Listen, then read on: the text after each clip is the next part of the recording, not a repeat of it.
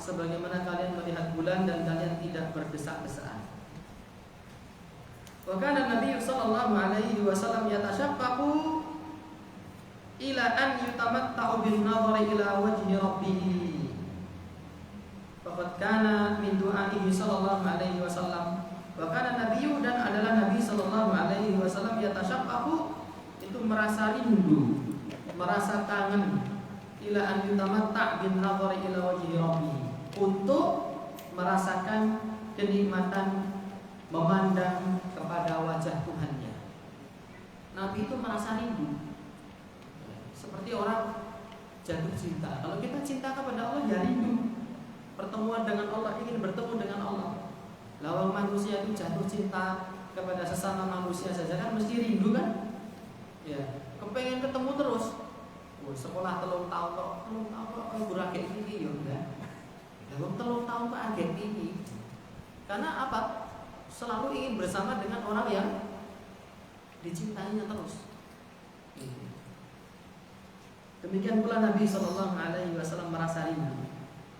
Faqad kana min du'aihi, di antara isi doa Nabi sallallahu alaihi wasallam, wa sa'altuka, dan aku memohon kepada engkau wahai Allah, ladzatan nazari ila wajhika, kelezatan memandang wajah engkau, wasyauqa ila liqaika, dan aku memohon rasa rindu untuk bertemu dengan engkau, fi ghairi dharra'a mudirratin wala fitnatin mudillatin, dengan tanpa ada madarat, dengan tanpa ada fitnah yang menyesatkan. Allahumma zayyina bi zinatil iman, ya Allah hiasilah jiwa-jiwa kami, diri-diri kami dengan hiasan iman. Waj'alna hudatan muhtadin, dan jadikan kami itu sebagai orang-orang yang senantiasa diberi petunjuk. Rawahu An-Nasa'i wa Shahhahu Al-Albani. Di sini diriwayatkan oleh Imam An-Nasa'i, disahihkan oleh Imam Muhammad Nasiruddin Al-Albani rahmatullahi alaihi. Ini doa yang ma'thur yang diajarkan oleh Nabi. Selayaknya kita membacanya, sering membacanya, karena itu menjadi tanda keimanan kita. Doa Nabi itu banyak, dan rata-rata Nabi itu senantiasa meminta kebaikan di akhirat. Berbeda dengan isi doanya kita ya. Nggerin doa kok mesti isine duit. Nggerin doa mesti sing direbut duit. Ya Allah, jangan gaji ya Allah, sithik mawon. Seperti itu. Ya Allah, muga-muga kula lulus ya Allah. Ya Allah, muga-muga kula keterima beasiswa ya Allah. Seperti itu rata-rata. Doa ya Allah, kula nyuwun waras. Lara tenan iki ya Allah. Muga-muga tak diparingi waras ya Allah. Moko sih sandel karo Gusti Allah. Itu karo Gusti Allah moko.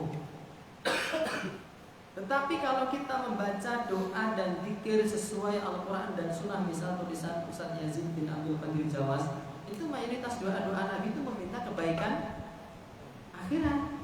Di antaranya ini, karena wal akhiratu khairun wa abqa. Akhirat itu lebih baik dan lebih kekal.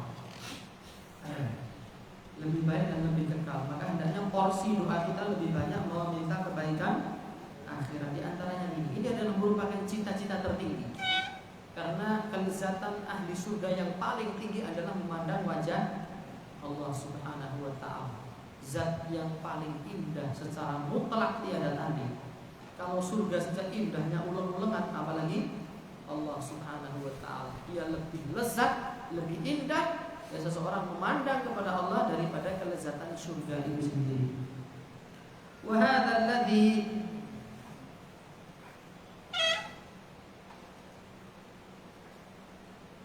tatubu ilaihi anfusu man baqiyat afidatuhum hayatan bi dzikrillah subhanahu wa ta'ala. Dan inilah perkara yang dirindukan oleh jiwa-jiwa dari orang yang hatinya mereka itu masih tersisa, masih ada kehidupan di dalam hati tersebut, dengan berzikir kepada Allah Subhanahu wa ta'ala. Jadi kelezatan memandang wajah Allah itu adalah merupakan satu kerinduan yang ada di dalam jiwa manusia yang masih hidup, hati manusia yang masih hidup. Gimana hidupnya hati? Hidupnya hati itu dengan zikrullah. Ala bi dzikrillah tatma'innul qulub. Ketahuilah dengan zikir jiwa-jiwa itu, hati-hati itu akan menjadi tenang. Hati yang kaya dengan zikrullah, yang tenang dengan zikrullah, dia akan merasakan rindu untuk melihat wajah Allah Subhanahu wa taala. Tadi saya berangkat ke sini ya, itu naik motor, di depan saya ada ikhwan ya, kemudian Abu Habib, berselip bore motor itu naik tulisan, aku mau setiap hari engkau membuka HP-mu untuk memeriksa kalau ada pesan yang masuk di WA, di BBM. Aku batin, kok BBM ini jelek lah. Sedangkan Al-Quran yang penuh berisi pesan kebaikan jarang-jarang engkau buka, mapong itu rasanya. Ya, dijojok rasanya. Dan itu benar apa enggak? Menungso ini apa ya? Dalam sehari itu mungkin 2 jam dia nggak bisa lepas dari HP. Buka. Tapi Al-Quran orang tahu di buka. Berarti kerinduan kita itu kepada orang yang japri kita, apa kepada Allah yang japri lewat Allah yang menyapa kita lewat Al-Quran. Alhamdulillah, jangan diistilahkan firman Allah dengan japrian ya, saya bertobat itu dan ketergelinciran. Kita lebih banyak membaca japrian WA. Itu menunjukkan kita cinta kepada orang yang ngirimi kita WA itu. Sedangkan Allah itu firman-Nya ada di dalam Al-Quran tidak pernah kita baca. Jadi kerinduan kita itu kepada Allah atau kepada para jabrier. Tambahan Allah itu kan menyatakan apa ya? Fa'il, pelaku, jilbab dan jilbaber. Dan kalau kip yang jadi kiper. Kalau jabri ya jabrier kan. Jadi kita itu cinta kepada Allah apa kepada jabrier? Lebih besar mana cinta kita? Antara cinta kepada Allah dengan jabrier. Kok malah sering kita baca pesan WhatsApp daripada Al-Quran? Itu peringatan untuk saya pribadi dan juga untuk teman-teman yang mau menerima. Wallahu ta'ala yaqulu, Allah ta'ala berfirman, ala bidzikrillahi tatmainnul qulubu. Ketahuilah dengan berzikir kepada Allah hati itu menjadi tenang. Saya itu sudah berzikir loh tapi kok hati saya senantiasa bergejolak, tidak tenang itu. Itu tata cara zikirnya. Saya tuh berzikir kok malah sering melihat penampakan. Waduh. Penampakan apa ya? Macam-macam ya, wewe ya, kuntilanak ya. Kadang saya ngelihat tuyul itu jalan di atas sungai, di atas air. Padahal saya rajin berzikir. Oh, berarti yang keliru bukan zikirnya. Yang keliru adalah tata cara berzikir. Karena Allah Ta'ala berfirman, "Udzkurullaha dzikran katsira." Berzikirlah kalian kepada Allah dengan zikir yang banyak. Zikir yang banyak itu gimana? Alladzina yadhkurunallaha qiyaman wa qu'udan wa 'ala junubihim. Yaitu orang yang senantiasa berzikir saat mereka berdiri, saat mereka duduk, saat mereka berbaring, zikir terus. Nah, introspeksilah kita. Kapan kita berdiri kalau kita zikir itu? Ya, duduk numpak motor zikir apa orang? Numpak motor sepanjang motor berjalan zikir apa enggak kita? Konsene maca tulisan burine truk ae. Gitu. Kabeh wong wedok marai bobrok kejaba simbok dieling-eling. Tulisan truk dieling-eling, ora zikir malah wah apik ya. Padune gitu, padune. Itu saya pernah baca tuh tulisan begitu. Tak eling-eling terus itu. Ya Allah, ini orang trauma ini ya. Kabeh wong wedok marai bobrok kecuali simbok ngene iki. Itu beneran Pak enggak? Bener enggak itu? Enggak bener itu. Ya. Ngawur itu orang trauma itu. Orang trauma omongannya jangan didengar ya. Dengarkan yang waras-waras saja. Ya memang ada oknum wong wedok marai bobrok ya eneng, ini bukan semuanya. Ya, ngawur itu memutlakkan ini. Bener apa enggak? Siapa yang pernah lihat tulisan itu? Nanti japri aja ya. Nek izin gitu. Wa ammal ladzina balaghal jafa. Adapun orang-orang yang telah mencapai derajat jafa. Jafa itu apa? Kering, keras, min qulubihim mablaghah. Ya, hatinya itu mencapai kekeringan. Hatinya itu gersang, mencapai puncak kegersangan. Urip orang rasake kepenak, orang rasake tentrem piye iki? Jane motorku ya wis apik, mobil yo duwe, omah yo duwe. Anak bojo yo duwe, ning kok urip kok kayane sing kurang ana. Saiki nyoba cem-ceman, sesuk nyoba poneh ya supaya Penasaran aku karo pil koplo iki. Naudzubillah. Oh bar ngepil jeleh apa neh ya? Apa genti ya? Wah ketoke ngobong omahe wong apik iki. Naudzubillah. Orang-orang kelitih itu kan apakah mereka mencari keuntungan duniawi? Ya, pemuda yang kelitih itu loh. Enggak loh.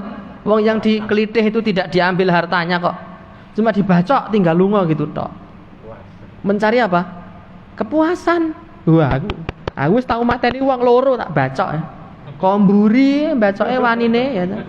Coba adep-adepan. Kowe nggawa gathul kene tak nggo samurai ya.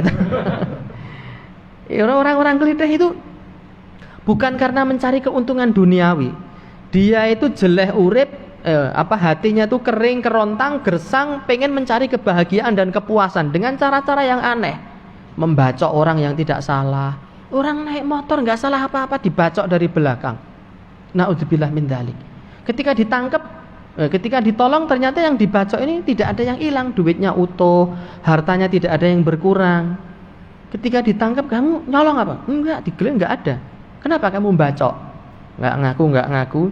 Setelah mengaku ternyata untuk mencari kebanggaan, kepuasan hati. Naudzubillahi min dzalik. Jadi orang kalau hatinya sudah gersang, tidak pernah berzikir kepada Allah, dia akan senantiasa sedih, kering, gersang, merana.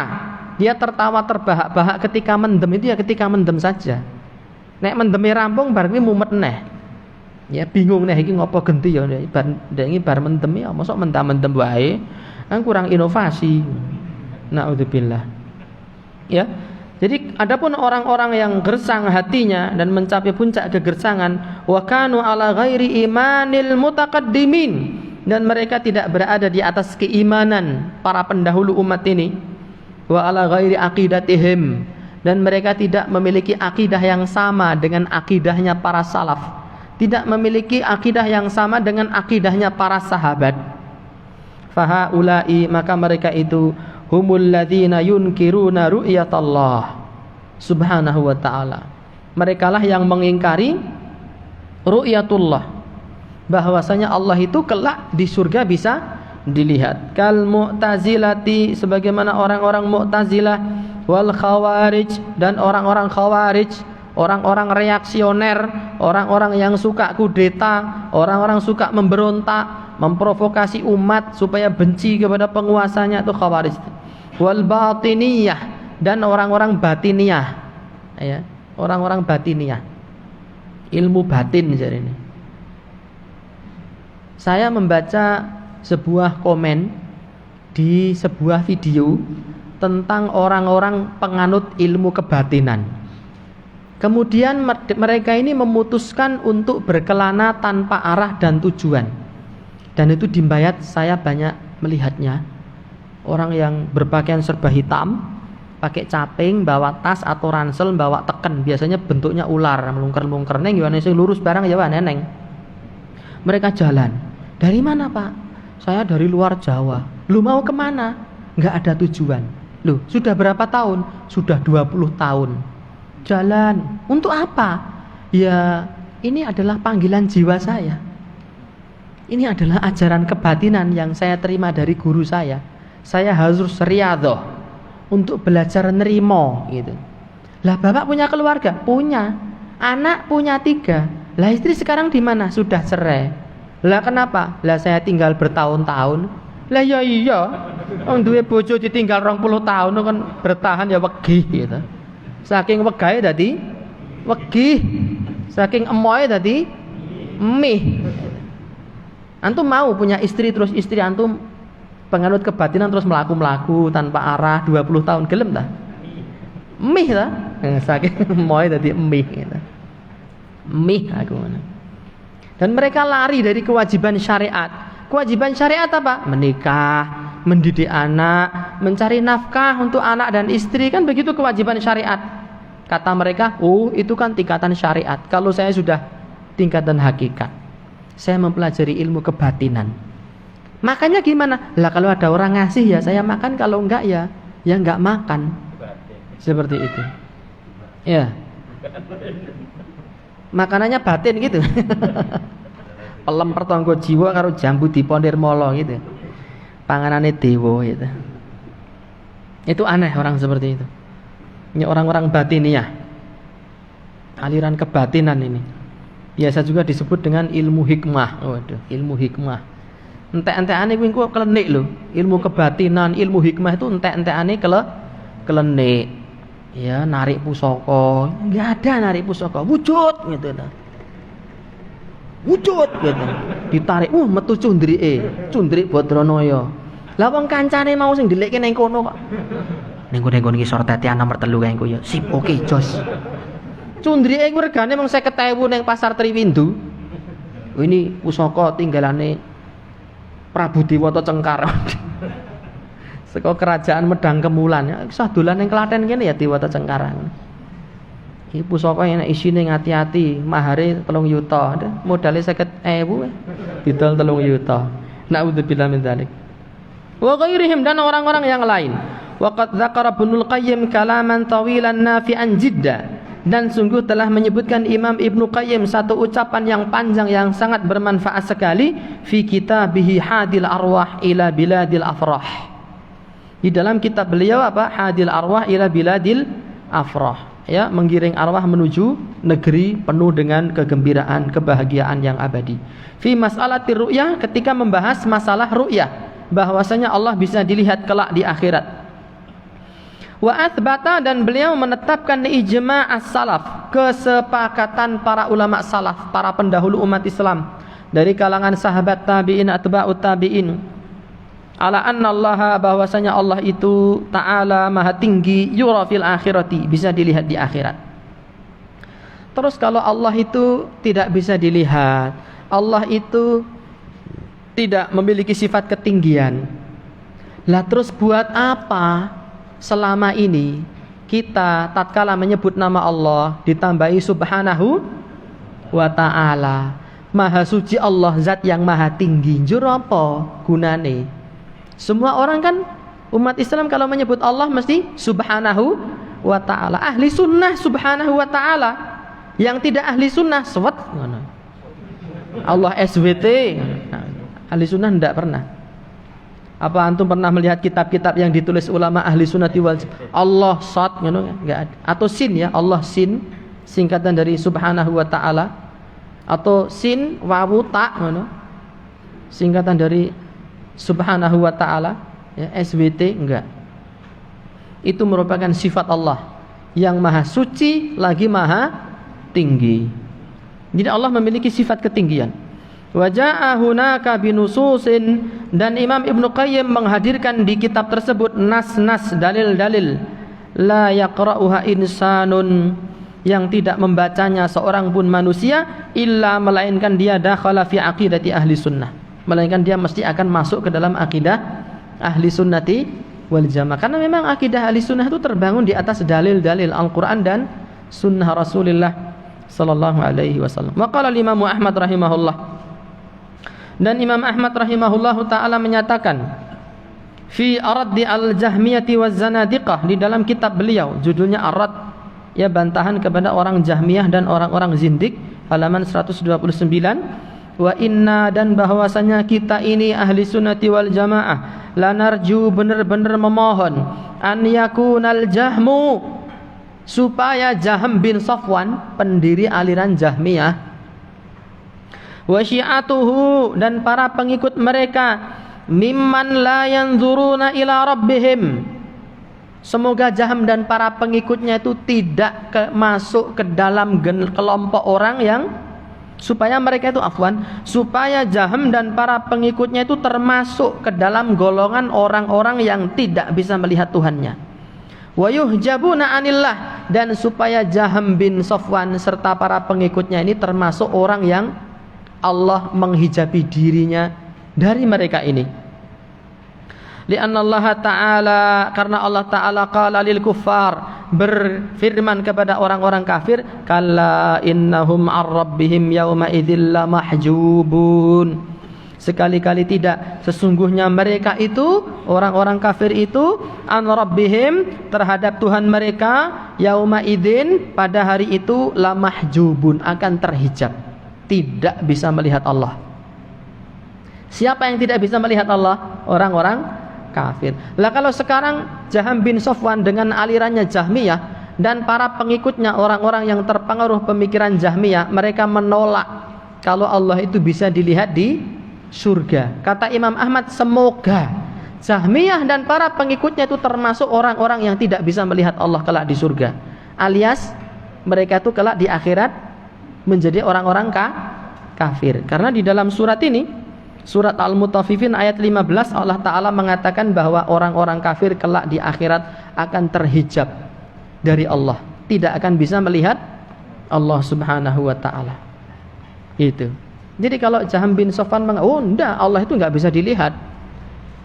Di surga juga Allah enggak bisa dilihat. Karena kalau Allah bisa dilihat berarti Allah menempati ruang, menempati dimensi, menempati titik koordinat. Kalau Allah menempati ruang berarti Allah sama dengan makhluknya. Atas dasar ini maka Allah tidak bisa dilihat di akhirat, tidak bisa dilihat di surga. Kata Imam Ahmad, semoga Jaham bin Safwan termasuk orang-orang yang tidak bisa melihat Allah. Alias apa? Semoga Jaham bin Safwan termasuk orang-orang yang akan masuk neraka. Karena yang bisa melihat Allah hanya ahli surga. Itu.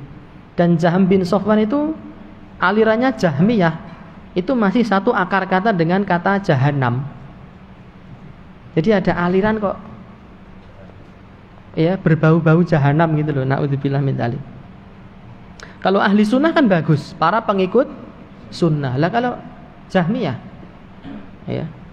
Naudzubillah min dzalik. Fa idza kana al-kafiru yuhjabu anillah, apabila orang-orang kafir itu dihijabi dari melihat Allah, wal mu'minu yuhjabu anillah, fama fadlul mu'mini 'alal kafir.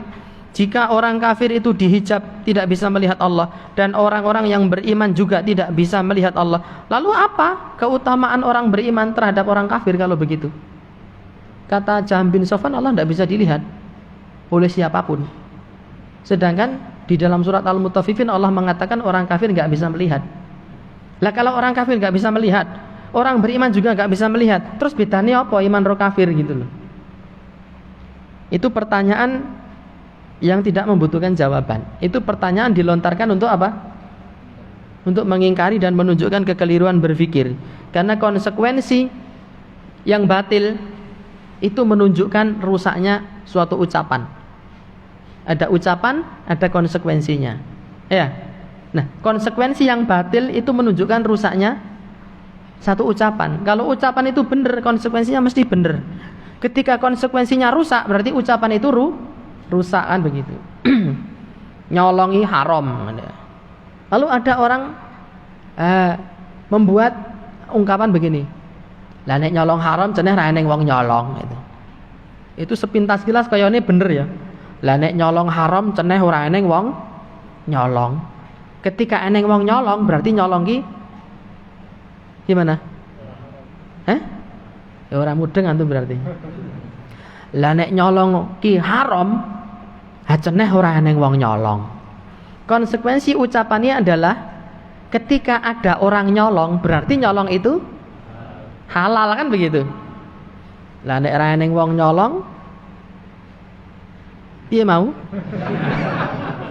Lah nek nyolong ki haram, ceneh ora eneng wong nyolong kan gitu. Itu konsekuensinya rusak. Ketika konsekuensi ucapan itu rusak, menunjukkan ucapan itu juga rusak.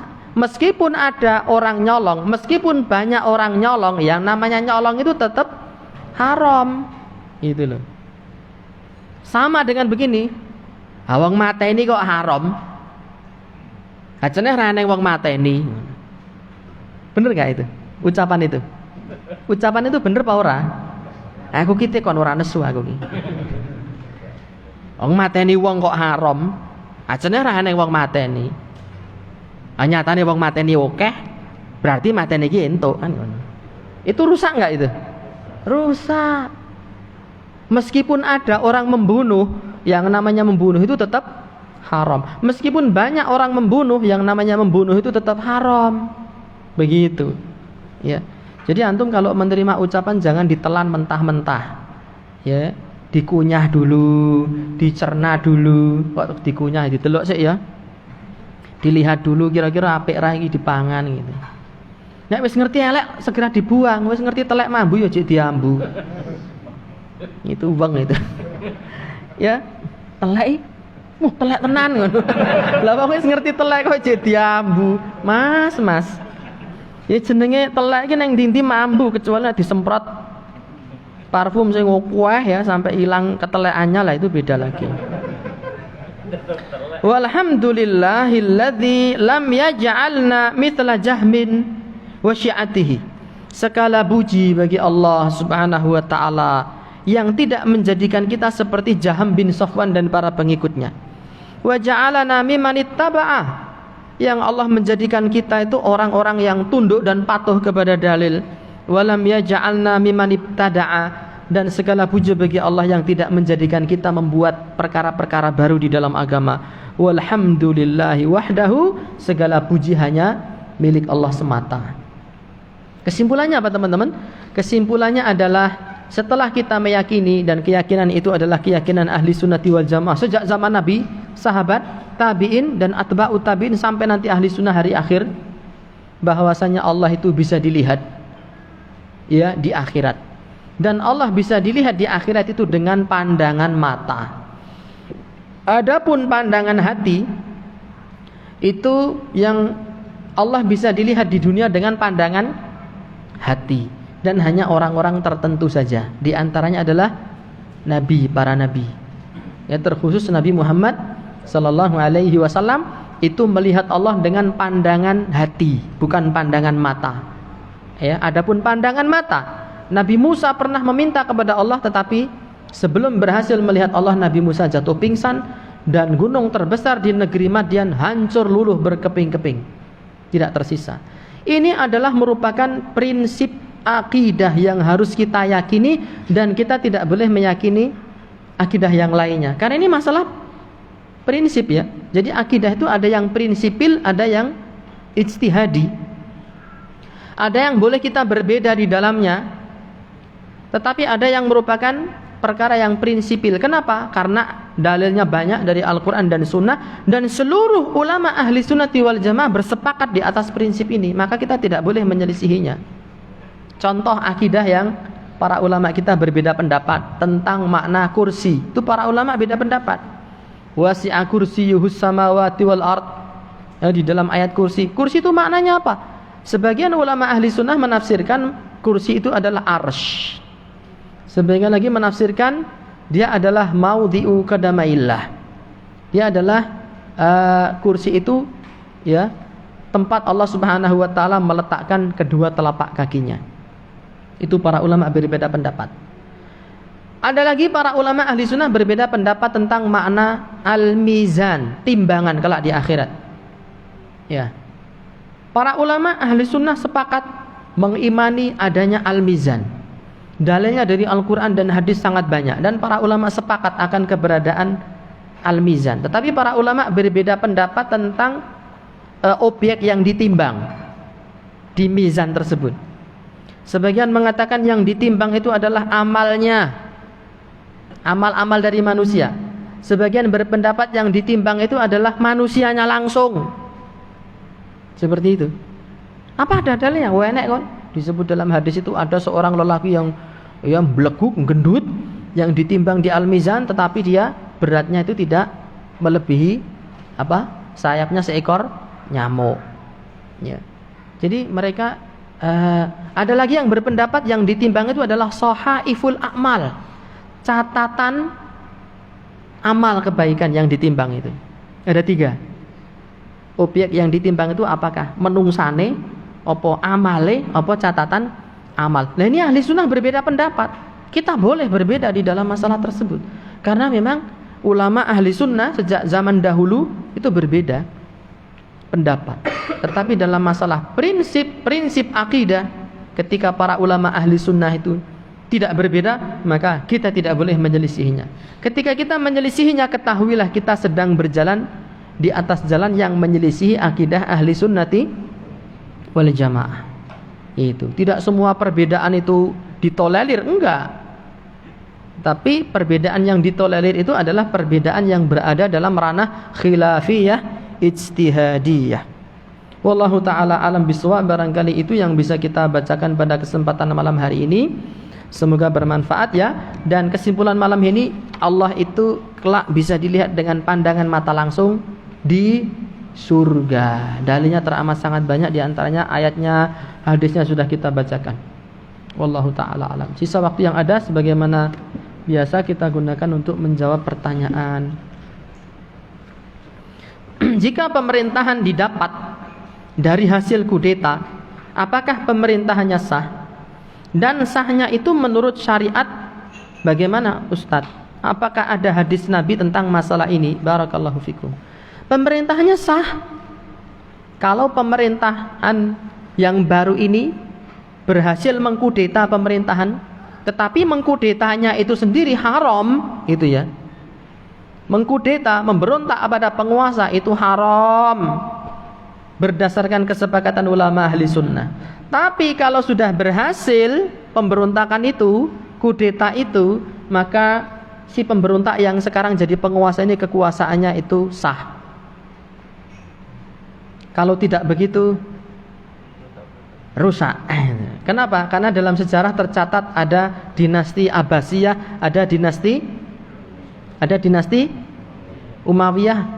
Umayyah apa Abbasiyah? Umayyah terus Abbasiyah. Nah itu dinasti yang setelahnya itu muncul karena melakukan kudeta dan berhasil dan sah kekuasaannya. Iya.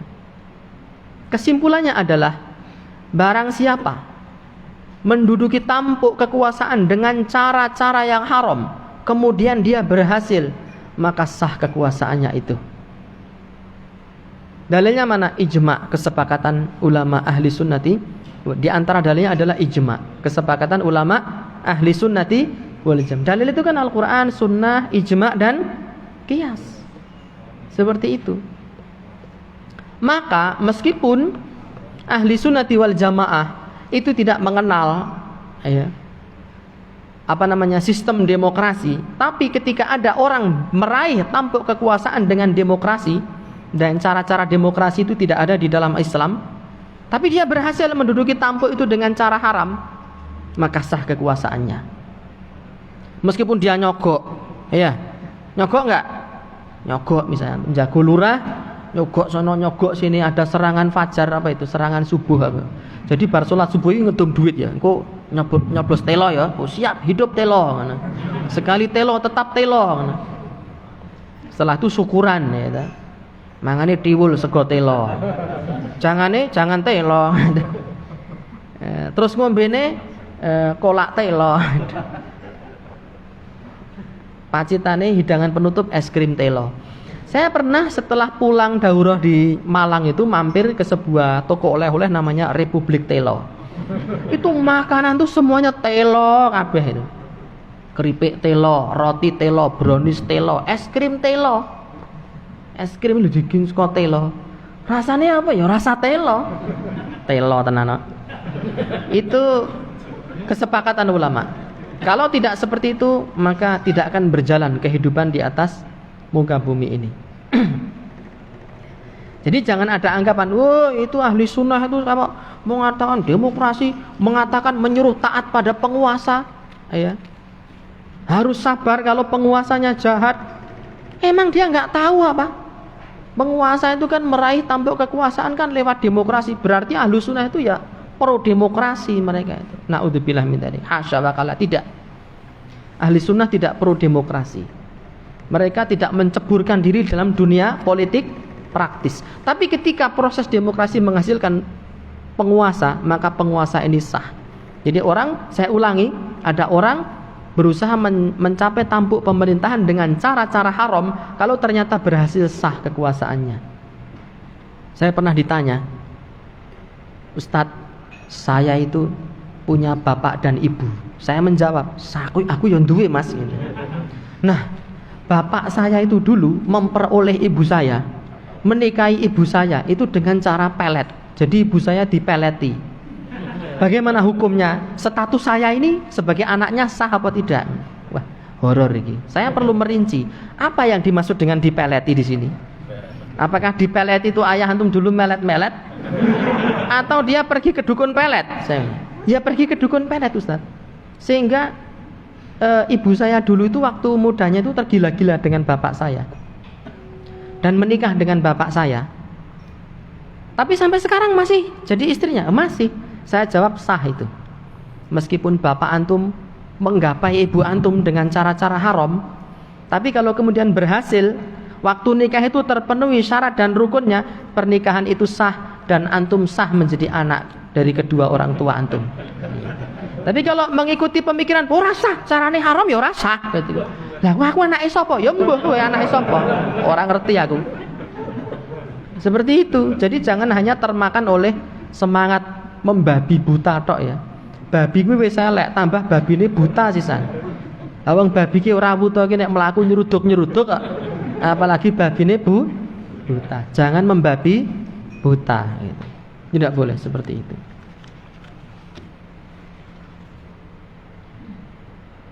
Bagaimana cara agar hubungan istri dan mertua harmonis? Jangan tanya ke saya ya. Karena saya itu, loh kenapa? Aku serang duwe mertua kok. Mertua saya itu yang laki. Waktu saya nikah dengan istri saya, itu sudah meninggal. Tinggal ibu mertua. Nah sekarang ibu mertua saya sebelum saya bisa dikatakan harmonis bertahun-tahun, dong saya mengalami hidup dengan ibu mertua saya itu nggak lama. Setelah itu ibu mertua saya ya meninggal. Jadi saya tidak lebih berpengalaman daripada antum ya. Gimana supaya kita harmonis dengan mertua? Lah aku randi mertuai. Engko diprotes, awang kon ora randi mertua kok ngajari wong. Jadi tanya sajalah sama yang punya mertua ya. Minimalnya sementara ini saya nggak punya mertua. Lah apa nanti berencana punya mertua lagi ya wallahu alam ya. Itu kan kita hanya sekedar menjalani skenario langit ya tuh. Rokok itu hukumnya makruh. Dan makruh itu sesuatu yang dibenci Allah Ta'ala. Dan kalau kita mati dalam keadaan belum berhenti, apakah mati kita itu berada di dalam kefasikan? Iya, jelas. Dan istilah makruh di kalangan ulama salaf terdahulu itu maknanya adalah haram. Jadi ulama-ulama dahulu itu kalau menyebut sesuatu yang haram itu dengan makruh. Makanya makruh itu dibagi menjadi dua. Ya, makruh litanzi dan makruh litahrim. Makruh yang haram dan makruh yang sebagaimana kita pahami. Contohnya mangan pete itu makruh. Ya, karena dia berbau tidak enak. Tapi kalau rokok ini dia makruhnya makruh litahrim. Makruh yang dibenci karena keharamannya, bukan karena litanzi. Apa dalilnya kalau rokok itu haram? Banyak sekali. Dan di kaji teko ini mungkin saya sudah ditanya lebih dari 10 kali mungkin. Ya, yang datang kaji teko sejak ya generasi pertama ya. Jadi ada kaji teko generasi pertama di Mbramen ya. Itu kaji teko ya edisi Mbramen. Generasi Mbramen lah. Mana Mbramener ini? Ada yang sekalekaner ya. Edisi sekalekan. Dalilnya banyak teman-teman sekalian. Dalil haramnya rokok banyak ya. Di dalam bungkus rokok itu ada tulisan merokok itu membunuhmu. Kurang cetop ya. Ada contohnya, orang sang golek contoh. Setiap pabrik rokok setiap bungkus rokok ada tulisan itu. Ya. Merokok itu membunuhmu. Gambare gulu bolong, jantung jebol, paru-paru kobong. Merokok itu mengganggu janin ya, menyebabkan impotensi, serangan jantung dan kanker. Ini haram. Dalil dari Al-Quran, Allah Ta'ala berfirman, wala tulqu bi'aidikum ila tahlukah. Jangan jerumuskan diri-diri kalian ke dalam kebinasaan. Loh, siapa yang menyatakan kalau rokok itu membinasakan? Lah sing gawe rokok itu yang menyatakan. Saya pernah melihat wawancara langsung salah satu pemilik pabrik rokok, ditanya sama apa itu tukang wawancara itu namanya apa tuh? Wartawan. Anda orang terkaya nomor sekian di Indonesia. Anda punya pabrik rokok ya? Anda merokok? Tidak. Loh, sing dia pabrik rokok ora udut. Kenapa? Ya husnudzonnya saya, mungkin dia bisa baca ya. Merokok itu membunuhmu. Seperti itu. Jadi sing duwe rokok ki ora udut. Kenapa Anda tidak merokok? Ya karena merokok itu bahaya, kata dia. Kata pemilik pabrik rokok. Dan rekaman video saya menjelaskan dalil-dalil haramnya rokok itu, sebagainya sudah di-share di YouTube. Itu ada beberapa yang komentar. Enak sing komentar ini ki. Setelah melihat video ini, saya jadi semakin rajin merokok. Enak menungsane kok ngono kuwi ada. Horo. Pancen merokok itu orang paling bandel dhewe. Ya. Di antara orang paling bandel itu ya perokok itu. Nek kowe pengen iruh bandele wong ngerokok, ya seperti itu kebandelan mereka. Dicantumkan video sing rokoke gulune bolong itu loh, Mas Robi siapa yang akhirnya meninggal dunia.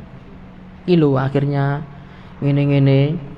Dia ngomong, tetangga saya nenek-nenek umur 100 tahun merokok panjang usianya. Saya tuh setelah melihat ini sekarang jadi kepingin nyumet rokok lagi gitu. Dan komentar seperti ini teman-teman banyak sekali di YouTube. Komentator banyak sekali. Dan Anda mau berhenti merokok atau tidak? Saya tidak rugi. Antum berhenti, saya tidak untung. Antum tidak berhenti, saya juga tidak rugi. Wong itu urusan masing-masing toh ya. Antum setelah pulang dari sini, wah aku baru ngrungokke ceramah ustadz pengen kudu nyumet ya, monggo nggak apa-apa. Saya juga tidak sempit hati. Apa nek antum nyumet terus aku ngene kan ora. Antum nyumet neng omah ya silahkan monggo. Ya, kemudian ada kasus orang yang itu loh pelawak Indro, tahu? Pelawak Indro itu istrinya meninggal dunia gara-gara terpapar asap rokoknya dia. Dan dia menyatakan itu adalah kebodohan saya yang paling bodoh, yang saya sesali sampai hari ini. Bapak Indro hafizahullahu taala. Ngono kuwi engko diputerke ngono ya. Wah, saya semakin termotivasi untuk merokok. Ya nek sing ngono ya.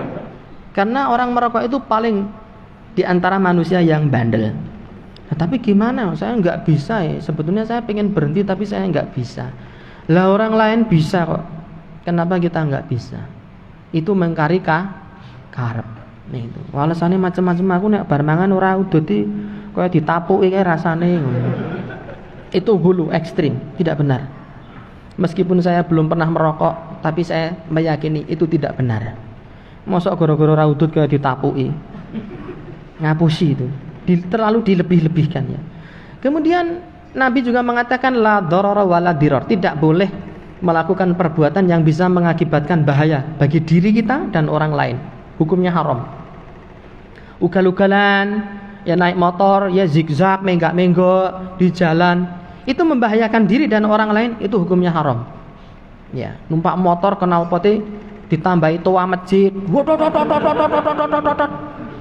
Tenang, sesuk tak colongke toa masjid nggonku. Ya, itu ada enggak yang seperti itu? Wah, nengok nek ra duwe toa gawe gembreng ya, dibentuk kayak corong itu dilaske nang nggon knalpot. Itu membahayakan diri dan membahayakan orang lain. Lah saya itu pernah naik motor sama istri sama anak saya yang masih bayi usia 9 bulan, ketemu rombongan ya knalpot jebol itu. Bisa bayangin enggak antum bagaimana takutnya saya? Saya enggak mengkhawatirkan diri saya, tapi bayi saya ini loh dosanya apa? Nanti kalau kupingnya jebol gimana? Kalau anak saya tumbuh menjadi orang yang tuli, dan ternyata para penganut madhab knalpot jebol itu kupingnya ditutupi. Dia memaksa orang lain didengarkan, dia sendiri menutupi telinganya. Makanya ketika ketemu polisi, kuwi kon ngrungokke ini. Terus diguas karo polisi nih. Montore lali ora dinulke mbladat. Montore bladak itu. Polisine waduh itu. Iya. Sing duwe motor ya wong, polisine ya rada. Nek arep ngegas iki gigine dinulke sik ya ora. Watan diguas wae. Nek metik kan di standar double ya iso. Bisa ya? Bisa. Begitulah. Taufik Ismail, penulis puisi terkenal di negeri kita, menulis puisi judulnya Tuhan 9 cm. Rokok itu kan panjangnya 9 cm itu. Apa ya ya ukuran ora percaya. Kata beliau, kalau saya di dalam puisinya, kalau saya duduk di samping dua orang pezina yang sedang berzina berkumpul saling menularkan HIV AIDS, saya duduk di sampingnya. Itu seandainya ya. Ning kuna yang berzina, saya duduk di sini, mereka saling menularkan HIV/AIDS. Saya tuh nggak ketularan HIV kok. Tapi kalau saya duduk di samping orang yang merokok, saya ketularan kok. Bisa jadi orang paru-paru apa namanya? Perokok pasif ya. Perokok pasif. Dari sisi ini, kata Taufik Ismail, perokok itu lebih egois daripada pezina. Kalau pezina dosane cilakane dipek dhewe. Kalau perokok itu cilakane ditularke ke orang-orang di sekitarnya. Dan nuwun sewu ya, perokok itu orang duwe pekewuh. Saya menghadiri walimatul urs. Saya disuruh ceramah. Ya tentu penampilan saya seperti penceramah ya toh. Samping saya itu bar mangan itu loh. Setelah saya ceramah kan selesai kan saya duduk. Habis makan itu nuwun sewu nggih Pak Ustaz kula udut ngono. Aku yang meneng wae menus aku ngono batin. Ora duwe pekewuh itu loh. Kancane kon nyedot ya boleh lah udut monggo ning peluk iki dilek ngono lho. Jangan ditularkan ke orang lain. Karena orang lain, ini teman-teman yang mantan perokok itu, naudzubillah, saya itu sekarang kalau mau rokok, ambune badek. Padahal dulu saya terbiasa. Jadi cobalah pahami, merokok silahkan, tetapi hargailah. Saya bukan mensilahkan itu berarti ora apa-apa, enggak. Silahkan itu maksudnya silahkan pertanggungjawabkan di hadapan Allah, tapi hargailah orang-orang di sekitar antum itu. Apalagi di ruang publik, ya. Ditelan saja asapnya supaya tidak memadoroti orang lain. Bagaimana mendakwahi guru dalang saya yang baru masuk agama Islam dan dia ingin bertaubat meninggalkan karena masih memiliki banyak alat musik dan gambar-gambar. Cara mendakwahinya ya butuh waktu, dan yang penting kan kita berusaha. Masalah hasil dia menerima atau tidak itu urusan Allah. Itu saja, yang penting kita nasihati, diterima syukur enggak ya wis. Seperti kita menyampaikan pengajian di sini, enggak ada paksaan kok. Antum harus ngikuti ini, kalau enggak ngikuti ini tidak boleh. Silahkan mengikuti yang lain. La ikraha fiddin, tidak ada paksaan di dalam agama. Tugas kita hanya menyampaikan dalil. Ini dalilnya haram, dalilnya begini, ini halal, dalilnya begini. Adapun pelaksanaannya kan tetap masing-masing ya. Tetap masing-masing, tidak boleh kita memaksa orang lain, kecuali kita sebagai penguasa di dalam ranah keluarga, kita menjadi pemimpin, boleh kita memaksa anak kita. Tapi kalau orang di luar kekuasaan kita, tetangga kita, boleh nggak kita memaksa? Nggak boleh. Kowe cah cilik orang itu udut, nek udut kowe tak jotosi. Kowe anake wong kok. Tak jotos, anakmu dhewe ra apa-apa. Anake wong nggak boleh, karena itu di luar kekuasaan sampean. Seperti itu. Kalamuna mu'lim walaisa bimulzim. Ucapan kita hanya sekedar memberitahu dan tidak mengharuskan atau memaksa. Kadang sering berzikir, tapi masalahnya kadang ketika di kamar mandi sering banget keceplosan zikir. Bagaimana cara mengatasinya? Kalau keceplosan nggak apa-apa. Nek keceplosan terus itu raberes itu. Ya keceplosan itu kan sesekali toh. Kalau keceplosan rutin. Ya, jadi agenda harian. Gimana cara mengatasinya? Cara mengatasinya dieling-eling gitu. jangan sampai keceplosan. Tapi terkadang ada orang yang terkena ini ya, kayak latah itu ada. Orang latah itu dia nggak kontrol lagi. Ya. Ya meminta pertolongan kepada Allah Subhanahu wa taala dan berdoa kepada Allah agar diberikan senantiasa ingat. Di dalam WC tidak boleh kita berzikir. Berzikirnya sebelum masuk WC. Caranya ya berdoa dan berusaha sekuat tenaga mengingat-ingat ya bahwasanya zikir itu di tempat-tempat yang suci. Adapun tempat-tempat najis tidak diperbolehkan. Apakah Allah bisa dilihat oleh penduduk surga dari seluruh tingkatan surga, atau hanya penduduk surga pada tingkatan tertentu yang dapat melihat Allah? Dapat dilihat oleh seluruh ahli surga, karena disebutkan dalam hadis itu surga dalam bentuk yang umum. Idza dakhala ahlul jannatil jannata, gitu dok. Apabila ahli surga telah masuk ke dalam surga, dan Allah itu bisa dilihat dari mana-mana, sebagaimana bulan bisa dilihat dari mana-mana. Di dunia ini ada tingkat-tingkatan tidak? Ada gedung bertingkat tidak? Ada toh? Semuanya bisa melihat bulan toh? Bisa. Demikian pula Allah bisa dilihat ya dari berbagai lokasi di mana ahli surga itu berada. Sebagaimana tadi disebutkan oleh Nabi sallallahu alaihi wasallam. Wallahu taala alam. Apa ini? Apabila kita menyatakan masakan ibu kita tidak enak, apakah itu termasuk durhaka? Iya. Jangankan masakan ibu kita, masakan secara umum itu tidak boleh kita cela. Nabi kalau nggak suka cukup ditinggalkan gitu tok. Ora maidu. Mie ayam ora cetha ora ngalor lang idul. Ting benyenyek ngono. Iwak iki iwak apa to jane emprit apa pitik iki jane. Wah nek kon maidu panganan pintere entek amek kurang golek. Dhek iki ra iso masak lho.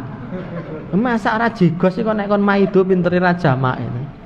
Apalagi itu masakan ibu kita. Mak, masakmu kok ora enak to, Mak?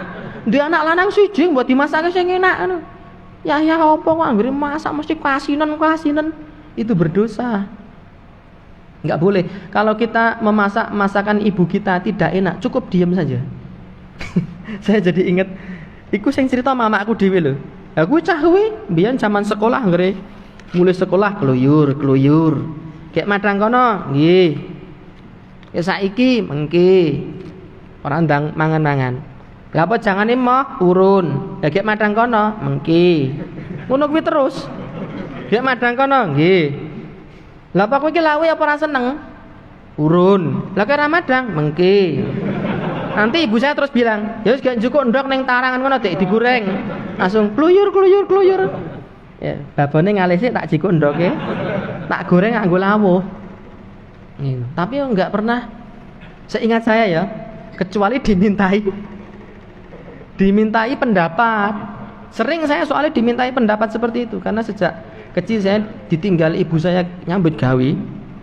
Jadi waktu sekolah itu sudah sering masak. Sampai sekarang itu kalau saya bantu neng dapur itu, ini agak dirasake kurang apa. Lah itu saya ngomong, niki kurang gula, niki kurang ini. Nek bingung ya saya ngomong, niki kurang napa nggih Mak, jenengan rasake dhewe ya gimana. Seperti itu. Kecuali kalau dimintai pendapat lah. Enggak, ngantum ora ditekoni kok. Kok ora enak to, Mak? Itu satu bentuk kedurhakaan. Mana dalilnya? Wala takullahuma uffin wala tanharhuma wa kullahuma qaulan karimah. Jangan mengatakan kepada kedua orang tuamu uff dan jangan membentak keduanya, tetapi ucapkanlah kata-kata yang mulia. Sebagian ahli tafsir itu menafsiri uff itu adalah sekedar menampakkan muka tidak suka. Saiki tak tekon nek ning wong mangan ra enak iki mukane seneng apa ora seneng? Kok ra enak ya Mak ya. Mosok ngono. Yo ra eneng. Nek jek waras lho. Anggere ngomong ra enak iki mesti mukanya kan tidak suka toh. Nah, itu menampakkan raut muka tidak senang, tidak suka di hadapan orang tua itu sudah masuk kategori yang dilarang oleh Allah. Apalagi sampai mengatakan tidak enak. Wallahu taala alam bisawab. Wong dimasake wong tua wis alhamdulillah ya. Kok jek dipaidu ra enak. Iki rokok meneh ya. Rokok itu kan haram dan pelaku perokok itu kalau mati sebelum taubat termasuk fasik. Iya. Sama dengan yang tadi. Ya fasik dia, kemaksiatan. Terus status orang fasik itu nanti di surga apa di neraka? Manhaj ahli sunnati wal jamaah mengatakan pelaku dosa besar selain kesyirikan itu statusnya tahtal masyiatillah, di bawah kehendak Allah. Dalilnya innallaha la yaghfiru an yushraka bihi wa yaghfiru ma duna dzalika liman yasha. Allah tidak mengampuni dosa syirik dan Allah mengampuni dosa selain syirik liman yasha, bagi siapa yang dikehendaki oleh Allah. Artinya dosa selain syirik itu bisa diampuni jika dikehendaki oleh Allah. Jika tidak dikehendaki oleh Allah tidak diampuni. Jika dikehendaki Allah diampuni ya langsung masuk surga. Jika tidak dikehendaki oleh Allah untuk diampuni, artinya dia tidak diampuni, ya harus ke neraka dulu. Tetapi ke nerakanya tidak kekal, karena dia hanya dosa selain syirik. Yang kekal abadi di neraka itu dosa kesyirikan. Adapun merokok ini adalah kemaksiatan. Kalau sampai mati dia tidak bertobat, ya nanti menjadi hak prerogatif Allah. Kalau Allah ampuni, loh kenapa kok diampuni? Ya terserah Allah toh. Barangkali si fulan ini meskipun merokok tapi dia berbakti kepada orang tua, sholat jamaah rajin rutin, tidak pernah telat. Nah, lalu kebaikan-kebaikan ini menutup dosanya. Bisa jadi itu. Lalu dia diampuni oleh Allah. Itu terserah Allah. Allah yang maha mengetahui situasi dan kondisi dari orang ini. Apakah diampuni atau tidak itu terserah Allah Subhanahu wa ta'ala. Batasan aurat wanita kan telapak tangan dan wajah. Iya, itu yang boleh nampak. Lah kalau laki-laki itu mana batasannya? Lutut dan pusar. Pusar ini tidak boleh kelihatan. Lutut ini para ulama beda pendapat. Ada yang mengatakan lutut boleh kelihatan, ada yang mengatakan tidak boleh kelihatan. Ya. Jadi yang sudah ikut pengajian ahli sunnati wal jamaah mulai malam ini jangan keluar rumah gue katok cekak. Karena itu artinya menampakkan aurat. Paha itu aurat. Laki-laki tidak boleh ditampakkan. Ngetok ke udel, ya. Ngumbar udel. Itu biasanya wong lemu ya ora mesti. Ya kadang wong lemu, kadang wong kuru barang ya eneng ya. Yang suka menampakkan auratnya. Apalagi ketika sholat ya. Maka memakai pakaian-pakaian yang pantas. Apalagi ketika menuntut ilmu, menggunakan baju yang rapi, menutup aurat, lalu menggunakan tutup kepala. Ini identitas keislaman seseorang. Apakah surban, apakah imamah, ataukah taqiyah, ataukah peci, atau udeng, atau yang lainnya. Itu merupakan identitas keislaman seseorang. Bukan berarti sing nganggo tutup kepala itu terus bukan orang Islam, ya enggak. Ya, tetapi di zaman dulu, di masa sahabat itu, para sahabat tidak pernah keluar rumah tanpa menggunakan tutup kepala. Nabi juga tidak ada riwayat yang menyebutkan Nabi keluar rumah tidak menggunakan tutup kepala. Ya, nah untuk para penuntut ilmu lebih ditekankan lagi untuk menggunakan tutup kepala, karena tutup kepala itu termasuk zina. Apa namanya? Hiasan pakaian. Kata Allah, gimana itu? Wa khudhu zinatakum inda kulli masjid. Dan gunakanlah zinah kalian, hiasan kalian setiap kali memasuki masjid. Itu lebih dianjurkan ya. Tutup kepala saat di masjid. Wallahu a'lam. Tentang ilmu kolbu, karena beberapa teman ada yang menganutnya. Saya kurang ngerti ilmu kolbu itu apa. Mungkin kebatinan tadi ya. Ya, kebatinan sudah kita jelaskan tadi. Waktunya tinggal 5 menit.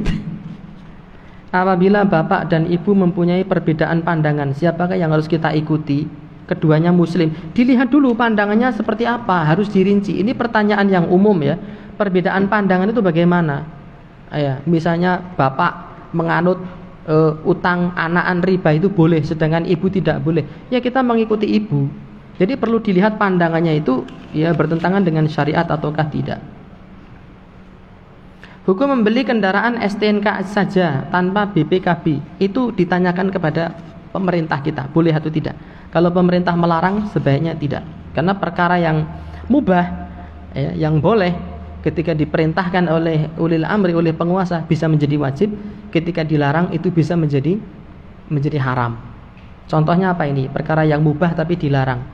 Orang nganggo helm, naik kendaraan nggak pakai helm, itu secara hukum syariat boleh apa tidak boleh? Menggunakan helm ketika berkendara. Tidak menggunakan helm ketika berkendara. Secara syariat mubah atau tidak itu? Mubah toh? Awang para sahabat yang numpak jaran ya orang gue helm kok. Itu. Tapi ketika itu dilarang oleh pemerintah kita, maka menjadi tidak boleh. Kita harus senantiasa pakai helm. Itu. Harus nganggo helm ya. Dan yang SNI. Wallahu a'lam.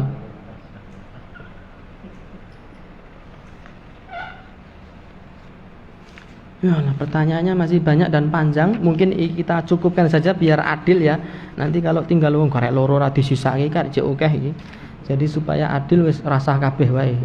Karena waktunya sudah habis juga. Insyaallah lain waktu kita lanjutkan kembali ya.